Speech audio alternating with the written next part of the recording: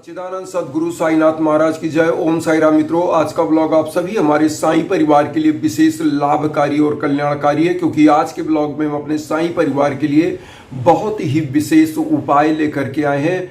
मात्र 3 कार्य आप ऐसे कर लीजिए जिसके द्वारा बाबा आपको संकेत भी देंगे और आपकी मनोकामनाओं को, आपके संकल्पों को सिद्ध करेंगे। तो आइए सबसे पहले जानते हैं कि साईं बाबा की पूजा में क्या 3 कार्य करना है। और सबसे पहले चीज तो यह जान लीजिए, मैं बार बार हर ब्लॉग में यह कहता हूं कि जब भी आपके जीवन में भीषण कष्ट आए, भीषण बाधाएं आए, तो आपको डरना नहीं है, क्योंकि कहा गया है धीरज धर्म मित्र अरुनारी आपत्ति काल परखी है चारी। धीरज धैर्य धर्म मित्र की परीक्षा आपत्ति काल में होती है। और ये धर्म की बात जो मैं कर रहा हूं, साईं बाबा इस कलयुग के ऐसे महानतम सदगुरुओं में से हैं जो आपकी समस्त इच्छाओं आकांक्षाओं को वह जानते हैं, सुनते हैं, समझते हैं और आपकी मनोकामनाओं को पूरी करते हैं। क्योंकि साईं बाबा के 11 वचन में ऐसा कहा गया है, जैसा भाव रहा जिस जन का वैसा रूप हुआ मेरे मन का। तो जैसा भाव जिस व्यक्ति के द्वारा रख करके पूजा की जाएगी, वैसा ही बाबा आपको परिणाम भी देंगे। तो आइए सबसे पहले तो हम जानते हैं कि सबसे पहले आप लोगों को क्या करना चाहिए। तो एक न्यूज़ हम पहले आप लोगों को बता दें। आज हमारे एक ऐसे ही बहुत ही अच्छे संभ्रांत परिवार के लोग जो साईं बाबा की बहुत ही हार्दिक इच्छा से वो हवन कराए और बाबा की कृपा से आज उनके घर में बहुत बड़ी खुशी प्राप्त हुई। तो आइए सबसे पहले हम लोग जानते हैं एक खुशखबरी।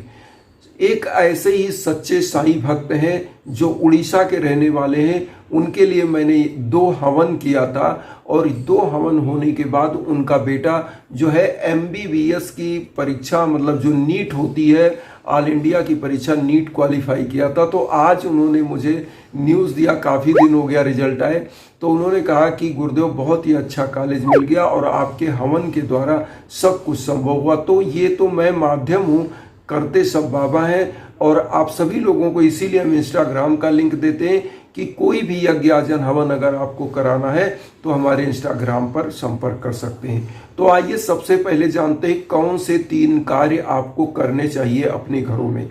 देखिए, कलयुग का सबसे प्रथम कार्य कि नाम स्मरण। कहा गया है कि कलयुग का है नाम अधारा, सुमिर सुमिर नर उतर ही पारा। तो कहने का मतलब बाबा का कोई मंत्र क्या है, मैं बार बार आपको बताता हूं। बाबा का कोई भी एक मंत्र, लेकिन 11 वचन, मैं तो 11 वचन को इतना सत्य और सद्वचन मानता हूं जिसमें बाबा के समस्त सार गर्भित चीजें समाई हैं जो बाबा आपको बताते हैं। तो 11 वचन को आप धारण कर लीजिए। मैं एक बार सभी अपने साईं भक्तों को 11 वचन बताना चाहता हूं कि 11 वचन है क्या। जो शिरडी में आएगा आपद दूर भगाएगा, चढ़े समाधि की सीढ़ी पर, पैर तले दुख की पीढ़ी पर, त्याग शरीर चला जाऊंगा, भक्त हेतु दौड़ा आऊंगा, मन में रखना दृढ़ विश्वास, करे समाधि पूरी आस, मुझे सदा जीवित ही जानो, अनुभव करो सत्य पहचानो, मेरी शरण आ खाली जाए हो तो कोई मुझे बताए, जैसा भाव रहा जिस जन का वैसा रूप हुआ मेरे मन का, भार तुम्हारा मुझ पर होगा, वचन न मेरा झूठा होगा, असहायता लो भरपूर, जो मांगा वह नहीं है दूर, मुझ में लीन वचन मन काया, उसका ऋण ना कभी चुकाया, धन्य धन्य माँ भक्त नन, मेरी शरण तज ले नन। ये बाबा का 11 वचन। 11 वचन जब आप बिस्तर से उठें, उठने से पहले आप 11 वचन बोलें।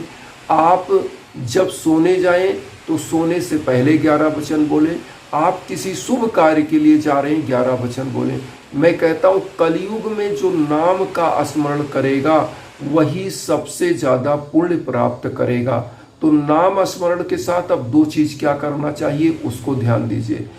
दूसरा चीज, बाबा का जो साईं सच्चरित्र है, सप्ताह पारायण पाठ अगर आप कर सकते हैं तो उसको जरूर करें। लेकिन इसके साथ साथ आपको करना क्या है, दूसरे चीज के अंतर्गत आप समझिए। पहला तो नाम स्मरण हो गया जिसमें 11 वचन, या ओम श्री साई नाथाय नमः, ओम साई राम, जो भी आप जाप कर सके वो बाबा का नाम जाप करें। पूजा में नाम जाप जब करते हैं तो आपको कैसे करना है, आप चाहें तो एक घी का दीप प्रज्वलित करें, एक धूप बत्ती प्रज्वलित करें, बाबा का पीले आसन पर जो है स्थापित करें, पीला पुष्प अर्पित करें, थोड़ा सा जल छिड़कें और उसके बाद नाम स्मरण कर लें। तो पहला काम ये हो गया 11 वचन। दूसरा काम आपको क्या करना है कि दान दक्षिणा, जैसे मान लीजिए आपके घर में 10 रुपये आता है तो मात्र और मात्र 1 रुपये आपको गरीबों के लिए दान पात्र बनाइए, या किसी मंदिर में जमा करने के लिए दान पात्र घर में होना चाहिए, उसको दान पात्र में डाल दीजिए। 10 रुपये का अगर एक इनकम है तो उसका 10वां अंश आपको डालना चाहिए। दशांश हमारे हिंदू परंपरा में ऐसी बताई जाती है कि दशांश का दान करने से आपके घर में कभी दुख, दरिद्रता, निर्धनता नहीं आती है। और बाबा का तो आप सब लोग जानते होंगे कि बाबा जो भी भिक्षाटन करके लाते थे, मांग कर लाते थे, उसको लोगों को खिला दिया करते थे। तो मैं यही कहूँगा कि हमारे पास जो भी यथासमर्थ है उसमें से कुछ चीज़ तो हम दान कर सकते हैं, तो उसको दान जरूर करें। अब आता है तीसरा चीज़। बाबा कहते हैं कि सच्ची श्रद्धा के साथ जो भी व्यक्ति मेरी पूजा करेगा उसका निश्चित रूप से कल्याण होगा। अब यहाँ पर आता है तीसरे चीज के अंतर्गत कि आपको करना क्या चाहिए।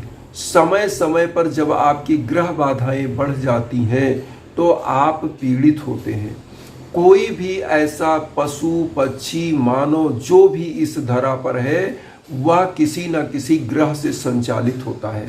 तीसरे कार्य के अंतर्गत क्या होता है कि आपको यज्ञ, याजन, हवन, पूजन जरूर कराना चाहिए अपने जीवन कालखंड में।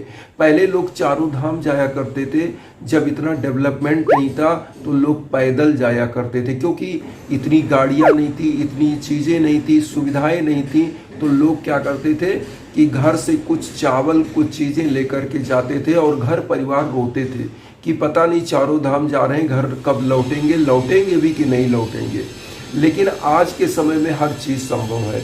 तो हम लोग क्या करें कि सच्ची श्रद्धा के साथ यज्ञ, याजन, हवन, पूजन जरूर कराना चाहिए। इसीलिए हम इंस्टाग्राम का भी लिंक देते हैं कि आप लोगों को कहीं भटकना ना पड़े।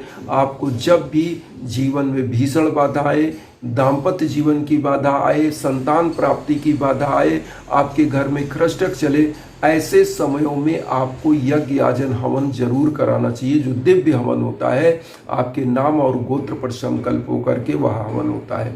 तो आप सभी लोगों से हम यही कहेंगे कि यज्ञ, याजन, हवन के लिए हमारे इंस्टाग्राम पर संपर्क करिए, कहीं भटकने की जरूरत नहीं है। अच्छा, एक चीज अब यहाँ आता है कि जब भी बाबा की कोई भी पूजा करें तो लास्ट में फल का वितरण और खिचड़ी, जो बाबा का प्रिय आहार था, इसको किसी मंदिर के बाहर जाएं, वहाँ पर कुछ गरीब रहें, ओम साई राम कहते हुए एक फल दीजिए, थोड़ा सा खिचड़ी दोने में डाल के दे दीजिए। निश्चित रूप से मैं बता रहा हूँ, बाबा की कृपा अगाध बनेगी और ये छोटी छोटी चीज़ आपको बाबा के करीब ले जाएगी और निश्चित रूप से आपका कल्याण होगा। ये छोटी छोटी चीज़ें ना, हमको जितनी चीज़ें हम कर सकें उतना ही हमारे लिए कल्याणकारी सिद्ध होंगी, क्योंकि कलयुग में कुछ साथ जाने वाला नहीं है। आपका पुण्य कर्म, आपके द्वारा जो अर्जन किया जाता है वही आपके साथ जाता है। तो इसलिए निश्चित रूप से बाबा की कृपा आप पर बनेगी और आप हमेशा बाबा का ध्यान करके, यज्ञ, याजन, हवन करके, अपना नाम स्मरण करके बाबा का अपने जीवन को कृतार्थ करिए और घर परिवार में एक सकारात्मक ऊर्जा लाइए। इन्हीं भावनाओं के साथ एक चीज़ कहेंगे, वसुधैव कुटुंबकम की जो भावना हम लेकर चल रहे हैं उसमें आप सभी लोग चैनल को सब्सक्राइब करके अपना आशीर्वाद दीजिए। उन साई भक्तों तक वीडियो को जरूर शेयर करिए जो किन्हीं कारणों से कष्ट में, दुख में। इसी भावना के साथ ओम साई राम।